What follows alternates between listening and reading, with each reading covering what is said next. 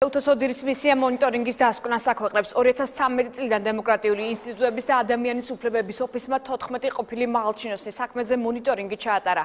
116 გვერდიანი ანგარიში სახელწოდება არის სასამართლო სისტემის მუშაობაზე დაკვირვების ანგარიში. დასკვნაში აქცენტები რამდენიმე მიმართულებით კეთდება.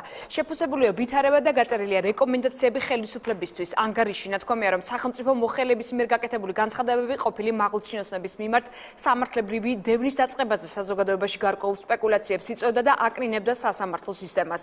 ზოგიერთი განცხადება შეიძლებოდა აღქმულიყო როგორც პირდაპირი მოწოდება სისხლის სამართლებრივი დევნისკენ.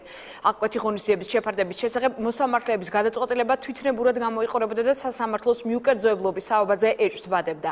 მონიტორინგის რამდენიმე საქმეზე მოსამართლეებმა უარყოს შუამდგომლობა დაპატიმრების გაუქმების ან სხვა აღკვეთის ღონისძიების შესვლის საუბაზე საკმარისი დასაბუთების გარეშე. ეს გადაწყვეტილებები ეჭვსდებადებდა სასამართლოს მიუკერძოებლობის თაობაზე.